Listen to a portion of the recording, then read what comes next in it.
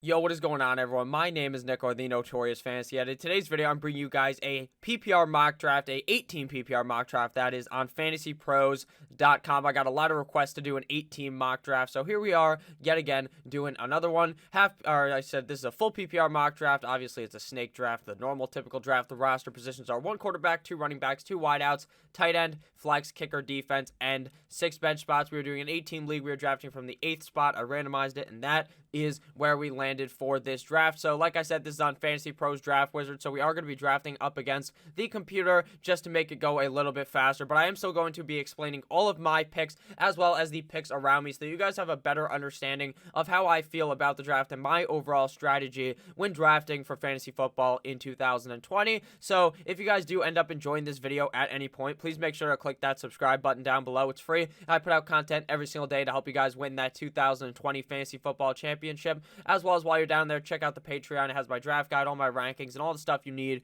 to win that 2020 fantasy football championship. So now we're going to be drafting up against NFL.com's pre-draft rankings. We've already done Yahoo, ESPN. We've done all of these. So this time we're going to go ahead and go up against NFL, since it is one of the more popular websites to have fantasy football drafts on. That's where my two home leagues are actually on, so I'm pretty used to using NFL.com. So looking at the board thus far to start the draft, the first pick was Christian McCaffrey, followed by Saquon Barkley, Michael Thomas, Ezekiel Elliott, Alvin Kamara, Devontae Adams, and Dalvin Cook. If you guys want to know my opinion on the whole first round of players, please make sure to check out my earlier video. It is buy or sell first round ADP, so I talk about every single pick inside of the top 12 in the first round and give my opinion on whether I would draft the player there or if I would sell them there and not necessarily pick that guy and go with someone different. This is a very typical start to the first round. Now, it is a little bit early for Michael Thomas to go at the 3rd pick, even in an 8-team league where both running back and wide receiver are very deep. That means the wide receiver pool is even deeper. It's like the deep end at those scary pools that you would go to when you were like 8 years old, and the fucking deep end's like 12 feet deep, and you didn't want to drown, so you didn't go over there. But once you get older, you can go over there. Maybe that was just me. Maybe I was scared of drowning. Maybe I was scared of Jaws being in that water. But with that said, Michael Thomas is just too early in the third pick. It just doesn't make any sense to me. I don't understand drafting a wide receiver really that early or in the first round of an 8-team league. To me, it just makes no sense. But hey, it makes the value fall our way, and in most leagues, this is what is going to happen. Devontae Adams also goes in the first round at the 106, as well as Dalvin Cook. So very heavily dominated by the running back position in the first round. That's pretty much in every single league. You're going to say far more running backs than wide receivers go off in the first round. So looking at the wide receivers still available, Julio Jones, Tyreek Hill, DeAndre Hopkins, Chris Godwin for running back, Derrick Henry, CEH, Miles Sanders, Kenyon Drake, Austin Eckler, and Joe Mixon, and then Josh Jacobs, Nick Chubb. Still a bunch of solid running backs obviously available because we are at the 8th pick of the draft. So the board's really wide open at the running back position. You could really go here for safety with Derrick Henry. Now, the reports came out that Miles Sanders did end up getting hurt in training camp today. As you're watching this, I'm not sure if I'm going to be able to click on this and it is going to show up. No, it doesn't end up showing up. He will be ready to play by week 1, but he'll be ready to play regarding the injury to running back Miles Sanders. He did end up getting hurt, but hey, he should end up being able to play, but he's week to week right now. So that's obviously worrisome if you're drafting him right now, but according to the coaches, he will be good to go week 1. But I think what this means is Miles Sanders getting hurt, they're going to bring in Devontae Freeman. They're going to bring in some other running back to completely take Miles Sanders, hit him with the 619 Rey Mysterio, and dagger him straight into the ground. I'm going to make a video later talking about the injuries that happened in training camp, and if you guys should be really paying attention to them. That's going to come later today, if not early tomorrow morning. So now I'm stuck at this spot. To me, my favorite player available, or my highest ranked player available, is Joe Mixon. My safest player available is Derrick Henry. So you can go either way here. If you want to go with the safety, go with Derrick Henry. If you want to be a bit more risky and go with the guy with a lot of upside, I would go with Joe Mixon of the Cincinnati Bengals. Here we are in an 8-team league, so I'm more likely to take the more risky player in this spot, since every team is going to have a star-studded roster. If we were to miss on Joe Mixon, if we hit on every other pick, it would not really matter at all, since it's an 8-team league. Normally, you need to make sure you make in the first round. You try to be as safe as possible. Same with the second round. But in an 8-team league, I'm more likely to take risks. So you can go either way there, Derrick Henry or Joe Mixon. But personally, I'm going to go with Joe Mixon here. I really think there's a whole lot of upside there, especially if he was not lying. The coaches were not lying, and they actually give him the ball in the receiving game. So after after we went with Joe Mixon, now it is our pick yet again since we have back-to-back picks, Michael Jordan 96, 97. So we could actually load up on 2 running backs here or go to the wide receiver core, maybe go quarterback, maybe go tight end. In an 8-team league, I'm actually more prone to go with a tight end early. Normally, I'm not on the train of going tight end in like the second round, but in an 8-team league, I am because the value of the tight end position significantly increases in that league. Since every team is super stacked, some teams aren't going to have some of those top 4, top 5 tight ends. If you do the math, top 4 tight ends, only 4 teams are going to have them. Top 5, only 5 teams are going to have them. So 4 teams won't have it or 3 teams won't have it based upon my quick math. And that means that they're going to be at a disadvantage. Even if your running back is slightly worse, the tight end position is very, very top heavy. If you strike late on one of those guys, you're going to be good. If you take one of the safer guys at the beginning, you are going to be good. So personally, that's why I like to take Travis Kelce maybe a little early or George Kittle maybe a little early. But at the 201, I just cannot do that. If I was in the middle of the second round, I would actually do that. But I think Mark Andrews could actually fall to me in the 3rd round. So I'm going to go ahead and wait on the tight end position. So here we're going to go running back again, and we're just going to go with the safe option here. Match a bit of the scary with a bit of the safe here. Derrick Henry and Joe Mixon, the Wombo combo on my team, given the nice good old handshake there to start off my roster. So through the first 2 picks of the draft, we have Joseph Mixon and Derrick Henry. I like to typically pick 2 running backs in my first 3 rounds, and so far we have done that to a T. After Derrick Henry, DeAndre Hopkins came out the board, followed by Tyreek Hill, CEH, Julio Jones, Nicholas Chubb, Kenyon Drake, Miles Sanders, Austin Eckler, Travis Kelce, Josh Jacobs, Aaron Jones, Chris Godwin, Patrick Mahomes, and Lamar Jackson. It's interesting to see. I'm actually very interested to see what happens to Miles Sanders' ADP. Does he really fall? Does he stay in the same spot since the reports are coming out that he is going to come back and play week 1? I have no idea. Now, this is very typical. 2 quarterbacks go in the 3rd round and 1 tight end. If we don't pick George Kittle here, there's absolutely zero way in fuck he would fall past around the middle of the 4th round because the 2 quarterbacks typically go right next to each other, as does the 2 tight ends. So don't be surprised if Kittle was to come off the board relatively soon. So Kittle would actually be probably our pick here with one of our picks. And then we have to decide, do we want running back or wide receiver? At wide receiver, there's still tons of talent available. Allen Robinson, Kenny Golladay, DJ Moore, Juju Smith-Schuster, Mike Evans, all guys I kind of like. I don't love Juju Smith-Schuster, but all the other guys I am a big fan of. At running back, it is really starting to kind of fucking fall off a cliff. I fall apart down to my core. Leonard Fournette, Todd Gurley, Chris Carson, Le'Veon Bell, James Conner. So it is definitely starting to fall here in the 3rd round. Like I said, even in an 8-team league, the running back depth flies out the goddamn window. The running backs are going to get zoopity-zopped straight off the board, and the wide receivers are going to continue to stay on the board because the first couple of rounds of drafts are heavily dominated by the running back position. So here we are going to go ahead and draft either a running back or a wide receiver. At running back, like I said, Fournette, Gurley, Carson, Bell. Out of those picks, I'm really not in on Todd Gurley. I just think they're going to be so pass-heavy. Why the fuck would Todd Gurley be any good, especially with his knee injury, knowing that he has the knee arthritis, knowing he was limping in practice? I'm just a little too worried about Todd Gurley to be drafting him here in the 3rd round. For the running backs, for me, Leonard Fournette would be the pick here. I just personally believe he is going to have an excellent season in 2020. I mean, last year he finished as a top 10 running back, and everyone is just fucking, they're really just fading him. I don't know. I don't understand why. Maybe it's because they think with Minshew he was worse, and he was worse with Minshew. He was actually better with Nick Foles. But at the end of the day, I don't think that matters too much. I think Leonard Fournette will be fine. He is going to lose a lot of targets, but I think he's still going to be able to make it up with the lack of touchdowns last season to score more touchdowns this year to inflate his, obviously, fantasy point total. So Leonard Fournette is a great running back here at wide receiver. Allen Robinson, Kenny Golladay, DJ Moore, Juju Smith-Schuster, Mike Evans, Amari Cooper, Adam Thielen, Odell Beckham Jr. Now, if you guys do play in an 8-team league, I'd actually suggest you have 2 flex spots for the league, or go to 2 quarterback or a super flex kind of a league to make sure to make the teams actually more balanced and to make it harder to draft for the more skilled players to actually win. With just 1 flex, you can't really do that. But at the end of the day, we're doing just 1 flex here. But if you wanted to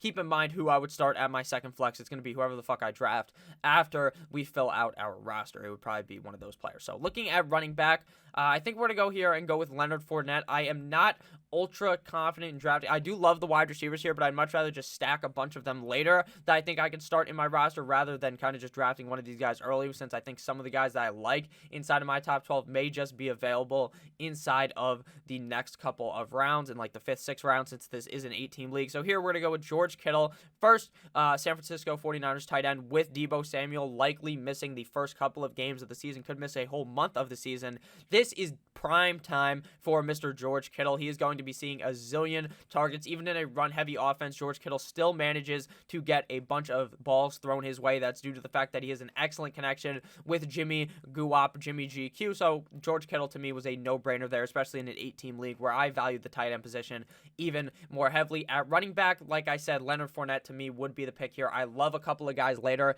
like Jonathan Taylor with super high upside. I think Le'Veon Bell is also a fine pick here, but to me, I'm going to go with Leonard Fournette since I believe he could finish again inside of the top 12, and a lot of those other guys are a bit more risky than Mr. Leonard Fournette.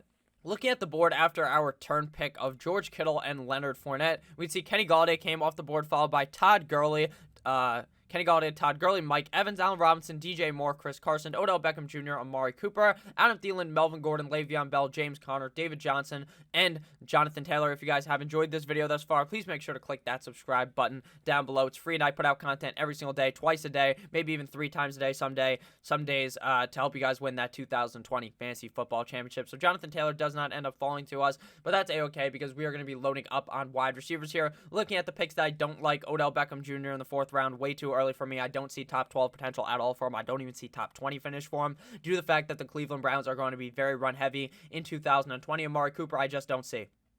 I don't see why you'd want to draft him. No matter what team he was on. When he was on the Raiders, when he was on the Cowboys, he's just so inconsistent. He'll have a good week, then a bad week, good week, bad week. And it's not even every other week because he'll have 3 weeks on a tear. And the next 3 weeks, he's just completely shit in the bed. So I don't really want to be drafting Amari Cooper for my team, especially in an 8-team league. I mean, where you've got it, maybe you want to take more risky of picks. Amari Cooper is a risk because he's the liability to your roster because he just plays pretty good, and then he absolutely shits the bed. So I don't want to have anything to do with that on my roster. Nice running back run here in the 5th round of Melvin Gordon, Le'Veon Bell, James Conner, David Johnson, as well as Jonathan Taylor. Now, a clip came out of Jonathan Taylor yesterday running a absolute train on the defense. It made me blow a straight up load in my pants, and I think that Jonathan Taylor is going to be amazing. I think he will become the running back one, maybe even before the season starts. If he's looking like that in practice all the time, then by God, Marlon Mack is absolutely fooked. So now it is our turn to go ahead and dip into the wide receiver. While there are still a decent amount of wide receivers that I still like, we could actually go with the LA Rams stack of going Woods, Kupp, obviously on the same team in LA. I'm not going to go ahead and do that, though. I want to go ahead and get to another player with Mr. Robert Woods. I'm kind of fading. I'm moving up on Woods. I think I'm going to move him ahead of Kupp, if I'm being completely honest with you. I think Robert Woods is going to have a tremendous season in 2020. He really excelled once they moved to the 2 tight end set over there in LA, and Cooper Kupp kind of faded out, whereas Woods just started getting even harder. He went full Viagra mode and was going hard in the motherfucking paint, and I think that Robert Woods is going to be able to do that again in LA, especially if the team is looking better, just as I suspect they will in 2020 when they really had a Super Bowl hangover in 2019. So we're going to go here and draft Mr. Bobby Woods of the LA Rams. So with Robert Woods, we get our wide receiver 1 of our starting roster. So our roster right now, through our first 5 picks of the draft, we have Joe Mixon, Derrick Henry, Robert Woods, George Kittle Timbers, and Leonard Fournette. So a very solid start to our roster. Very kind of diverse roster. We got 2 running backs, 1 wide receiver, a tight end, and actually we have 3 running backs, 1 wide receiver, and a tight end. Typically, like I said, if this isn't an 8-team league, I'm not really picking Kittle there, so it's just a bit of a different look based upon how I draft. But in 8-team leagues, like I said, I really value that tight end position even higher at a premium. So here, I think we are going to go ahead and draft another wide receiver. Typically here, I would probably draft a running back, but I feel like there are a bunch of guys in the next couple of rounds that I would be comfortable starting, especially since they would be my running back 4. So they would only start in, if you had 2 flexes, they would start, or if Leonard Fournette or or if Derrick Henry or Joe Mixon were to go down. So I'm pretty confident in a couple guys later, like James White, take a shot maybe on Cam Akers, Ronald Jones. There's a couple of guys I like late. So here we're going to load up on a wide receiver again. Now, I'm not a huge fan of Juju Smith-Schuster, but I do believe in diversifying the revenue of your team. Like Nick Ercolano says, you want to make sure that if you're playing in a million leagues, you draft some guys in different spots that you wouldn't typically draft. Now, I don't advise drafting someone that you believe is god-awful. I don't believe in that at all. If you think the guy sucks ass, I would not even draft him, to be completely honest with you. But I'm more indifferent on Juju. I think if Big Ben is able to stay healthy, we could see Juju have a top 12 year like we believed his potential was last year. If Big Ben gets hurt, I think Juju hits the dumpster again. So it's really based upon how you believe Big Ben will play. The safest pick here is Cooper Kupp, but then we have two LA Rams wide receivers, which is not necessarily something I'm trying to do, unless it was obviously a later player, but obviously these guys are going back-to-back, Michael Jordan 96, 97, or you can go Calvin Ridley, which would be my normal pick here of the Atlanta Falcons. I see him really emerging in this season, his third year in the NFL. Last year, after Mohamed Sanu ended up getting traded to the New England Patriots, Calvin Ridley was really tearing it up for that Atlanta team, and I think we could see that happen again in 2020. So I'm going to go ahead here and take Mr. Juju Smith-Schuster, but normally the pick here would either be Cooper Kupp or Calvin Ridley. So we're going to go with Juju here of the Pittsburgh Steelers. I think he could have that big bounce back year in 2020. The guy's immensely talented. We've seen him do it before. The only thing the issue is that Big Ben has been getting hurt a little bit more than usual the past couple of years in his NFL career. So after we went ahead and drafted Mr. Juju Smith-Schuster, Cooper Kupp came off the board, followed by Devin Singletary, Mark Andrews, Deshaun Watson, Zach Ertz, Calvin Ridley, Dak Prescott, A.J. Brown, Russell Wilson, Kyler Murray, Kerryon Johnson, which is a huge fucking reach right there, Carson Wentz, Cortland Sutton, as well as Tyler Lockett. So 1, 2, 3, 4, 5 quarterbacks go in the 6th and 7th round. That is very typical to happen. Once the first two quarterbacks come off the board, then there's typically a lull, a couple of rounds wait, and then someone will pick a quarterback. It could be Deshaun, could be Kyler, could be Russ, could be Dak. Someone's going to pick one of those guys, and then the rest of the league is going to take a big boy shit straight in their pants and be straight up worried of which quarterback, or that they're going to miss out on the quarterback position. So a bunch of will go in a row. That's why it's called a run, because there's a run at the position. A bunch of guys will fly off the board, and you don't want to hop on the run. You want to stay away from the run. You want to hit that shit with the reverse. You go, you skirt back, hit him with the reversal, look over your shoulder, make sure there's no one behind you. You know, don't want to run anyone over. That's what you got to be doing when you're fucking playing fantasy football, because you got to go ahead and get the value at the other positions while these other dumbasses are panicking for the quarterback position. So after I just recapped all of that, so some picks I don't like here. I do not really like Kerryon Johnson at all in the 7th round. That just makes no sense. Carson Wentz ahead of the other quarterbacks that are still available makes no goddamn sense. Cortland Sutton's a guy I'm kind of moving up more on, but I still don't like him ahead of the other guys that are still available. Tyler Lockett is a nice safety net pick here in the 7th round, but now it is our pick to recap our draft through the first 6 picks. We have Joe Mixon, Derrick Henry, Bobby Trees, Robert Woods, obviously Juju Smith-Schuster, George Kittle, and Leonard Fournette. Now, we do not fill out our whole roster here. We don't have to draft a quarterback here. I will happily wait until the next couple of rounds to do that. So just so you guys know, you don't have to fill out the whole starting roster before you go to the bench. We are going to start drafting some bench players here in the 7th round. Looking at running backs still available, Mark Ingram, David Montgomery, Kareem Hunt, DeAndre Swift. Looking at wide receivers, Keenan Allen, DJ Chark, Terry McLaurin, DK Metcalf, and Devontae Parker. So now it's between either running back or wide receiver. Like I said, I'm happily going to wait on the quarterback position, but still don't understand how some dumbass could draft Carson Wentz, even though it's the computer, over Josh Allen, Matt Ryan, Tom Brady, Drew Brees. It just makes no sense to me. I mean, there's going to be guys in your league that are just homers. They draft based upon the team they like. Some guys that just like the Eagles, they'll draft Wentz early, or they'll have a bias towards a player and really just go ham on the guy. That's going to happen in a lot of leagues. It happens with me. I'm very biased towards my main man, Hayden Hurst, tight end of the Atlanta Falcons. So now it is time to probably load up on a running back here. Since our running back core is pretty safe, Joe Mixon obviously is slightly risky. Leonard Fournette slightly risky too. I think Derrick Henry is a very super safe pick though in 2020. So I want to load up on Mr. David Montgomery of the Chicago Bears. I saw David Montgomery. There was actually a clip yesterday on Twitter that was David Montgomery running a train on the defense, but it was a psych. That's the wrong number, because that's a clip from last year, which I thought was fucking hilarious, because the guy looked like a beast in training camp last year. Didn't really do anything, or he did do pretty good last year for his rookie season in the NFL, and I think that he goes ahead and improves upon that. Now, the biggest worry about David Montgomery is his pass catching work. It's not the skills that David Montgomery doesn't have. It is the fact that they still have young man Tariq Cohen, the guy who's like 5'4" out there catching a zillion passes for the Chicago Bears, fucking over my main man, David Montgomery.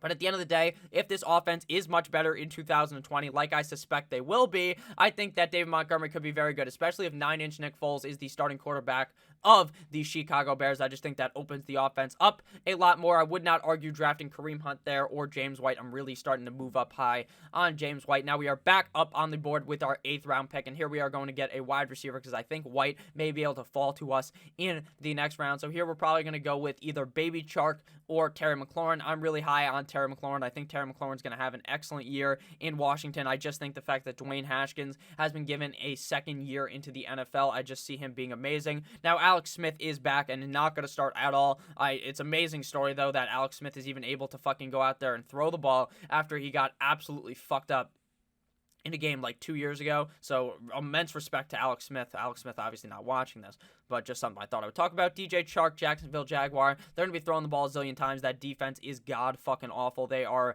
legitimately like a foldable table in Buffalo. They're going to get jumped through. They're going to get beer ran all over them. They're going to get a fucking train ran on them like they were Lana Rhodes. So now it is our time to draft our wide receiver. So we're probably going to go here. Actually, there's actually a pick that we could go with here, which would fade my normal thoughts, but would be someone that I would not be opposed to taking. That's Keenan Allen. Now, Keenan Allen is going to be strictly based on this year how good Tyrod Taylor is and how good Justin Herbert is. I think Keenan Allen's a very talented wide receiver and could probably do it with any quarterback, but we've never really seen him do it with another guy besides Phillip Rivers. So I think that I would kind of be staying away from Keenan Allen strictly based on that. DK Metcalf's also another guy that I like. Notice how 3 sophomore wide receivers in the NFL are going back-to-back: Chark, McLaurin, and Metcalf according to Fantasy Pros ranks. But here, I'm going to go ahead and go with DJ Chark since I normally pick Terry McLaurin here. I think both guys are going to have excellent seasons. I can see both guys finishing inside of the top 12 due to an immense amount of upside on 2 offenses that I see going to be passing the ball a lot late in games, since I think they're both going to be down in those games late, typical for the Jacksonville Jaguars, obviously, since the Blake Bortles used to be the king of the castle, very nice, of the what is that called? The garbage time. That guy was just an absolute boss in there, and he would ball out. He'd have a terrible fantasy game, and then the fourth quarter, he'd just blow up. So now looking at the board after we went with DJ Chark, Keenan Allen came off the board, followed by Marky Mark Ingram, T.Y. Hilton, Marlon Mack, DK Metcalf, Stephon Diggs, DeAndre Swift, Raheem Mostert, Michael Gallup, Cam Akers, Jarvis Landry, Terry McLaurin, Kareem Hunt, and my main man, Tyler, Boyd of the Cincinnati Bengals. Picks I love there. I love Metcalf. I'm kind of indifferent on Diggs. I think he could have a great season. I'm just going to draft him in a couple of leagues, not have him in other leagues. I mean, I'm just not super high on him, considering I think there's a lot of guys in Buffalo, and Josh Allen is one of those guys that really kind of spreads the ball out in an offense. Marlon Mack taken way too early. Same with Kerryon Johnson, but obviously they're going to the exact same team. Their team name was Gronkum style, so they're probably a little too buzzed here to be drafting. DeAndre Swift, Raheem Mostert. Raheem Mostert's a pick I'm really off of.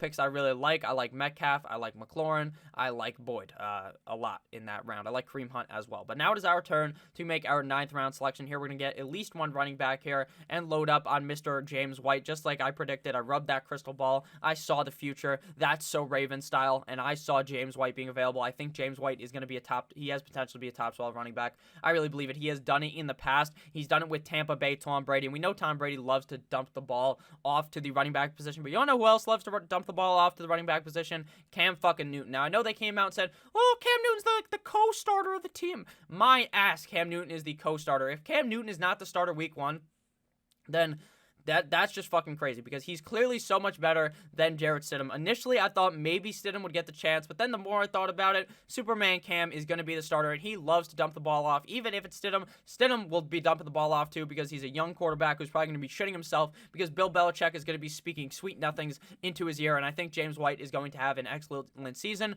with Sony Michel likely missing the first couple of games, with Lamar Miller being there. I think we see James White get more in between the tackles, rushes, as well as still getting the same amount of dump-offs that he's been seeing. I think James White has potential to be really great this season, especially if his touchdown total is very high, like I think it could be if New England is very good. So now we are back on our turn pick after going James White with our 10th overall pick here. Looking at our team so far, we have Joe Mixon, Derrick Henry for running backs. We have Leonard Fournette, David Montgomery, and James White. So we have 5 total running backs. We have 3 receivers in Robert Woods, Juju Smith-Schuster, and David Montgomery. So here we may want to get another wide receiver. Typically, I try to get more running backs than wide receivers at the finishing roster of our draft. I just do that because it's easy to pick up a wide receiver off the waiver wire to start, where it's very difficult to find a running back off the waiver wire to start. But maybe in an 8-team league, that is obviously a bit different since there's a lot more players on the waiver wire. So now, obviously, you could go quarterback here in the 10th round, snag Matt Ryan, snag Josh Allen, which is definitely a solid strategy. Let me look real quick to see how many teams have a quarterback thus far. 1, 2, 3, 4, 5, 6, 7 teams. All teams besides me have a quarterback, so we want to make sure we pick a quarterback before someone takes a backup quarterback in an 8-team league. I do not suggest drafting 2 quarterbacks. You definitely do not need to. You can just find one off the waiver wire. If your guy was to go down, you cut someone else and pick one up. Looking at wide receivers, Devontae Parker, A.J. Green, Julian Edelman, Hollywood Brown, Marvin Jones, Will Fuller, Brandon Cooks, all still available. So here, Devontae Parker's a guy that I'm just really fading. Like, I'm so against drafting him that I wouldn't even diversify my team by drafting him, strictly based upon the fact that I don't think that he is going to necessarily be the wide receiver 1 on that team. I saw him play very, very bad at the beginning of the season and then emerge once Preston Williams got hurt. I made a video with Bush my friend Bush, talking about bold predictions, and I had Devontae Parker finishing very low, and Bush actually brought up the fact that their starting schedule for wide receivers is absolutely atrocious. Devontae Parker is going to be getting some excellent corners to play against. We can actually look real quick who they're playing. New England, Stephon Gilmore, Buffalo, White, Jacksonville, probably A.J. Bouye, Seattle, they're playing against Seattle, San Francisco, Denver, all teams with great corners. I don't even think A.J. Bouye is even on Jacksonville anymore. That may have been a misspeak. I think he's on Denver now. But with that said, he's going to be playing up against some excellent corners the first couple of weeks of the season, so that's very worrisome for Devontae Parker. So I'm just going to go ahead and say fade him, because you're not going to want to start him at all the first couple of weeks of the season, as well as the fact that I do worry about who the real starting number 1 wide receiver, the alpha guy, will be once Tua comes in and starts. So here we are going to go ahead and snag a upside wide receiver in Marquise Hollywood Brown of the Baltimore Ravens. I think Hollywood could have a really explosive season. Now, he is one of those guys that's like a fucking firecracker straight in your lineup. You sit him down some weeks, and then we have that good matchup. You throw him in there, and he just blows up. Now, I think he could actually have a more consistent year if he is given more snaps and more routes run for the offense. He was really destructive for that offense when he was getting a lot of usage, but in some games, they just weren't giving him enough usage. So I think in 2020, they will use him more, and he should be great for the Baltimore Ravens. Definitely a super high upside pick late in drafts to maybe throw in as your wide receiver 2 or flex on a given week. So looking at, after we did that, the board, our team right now is looking very solid. I think a quarterback should fall to us, and they did, because teams already have quarterbacks, but some teams will pick 2, so I'm probably going to pick one here at the 11-12 turn after we went with Hollywood Brown. A.J. Green came off the board, followed by Christian Kirk, Keyshawn Vaughn, Julian Edelman, Will Fuller, Tariq Cohen, Devontae Parker, Brandon Cooks, Marvin Jones, Ronald Jones, double Jones back-to-back, Michael Jordan, 96-97, Jordan Howard, Debo Samuel, Hunter Henry, and John Brown. Now it is our pick at the 11-08. So like I said here, we are going to be picking a quarterback here in this spot. Matt Ryan and Josh Allen are guys that I love this season. I really am high on Matt Ryan, strictly based on the Matt Ryan theorem I talk about in every single video. That's Matt Ryan's very good.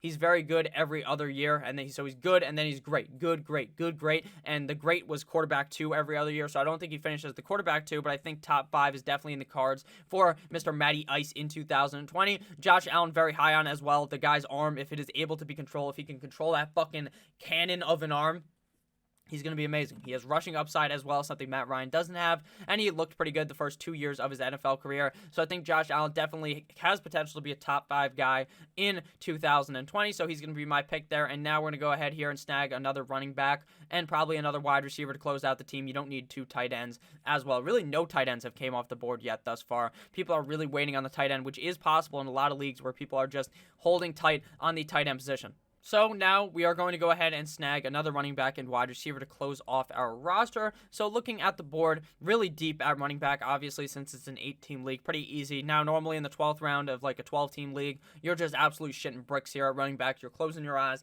and you're throwing it against the wall and picking the dart. Personally, you don't have to actually do that if you follow me. I know the guys later that are going to be very good. So make sure to click that subscribe button. Hopefully, I just whispered some sweet nothings in your ear while you were in the car or in your house watching the video. Maybe you're watching on your phone. Maybe you're watching on your tablet. Maybe you're sitting in the bath now watching on a nice TV.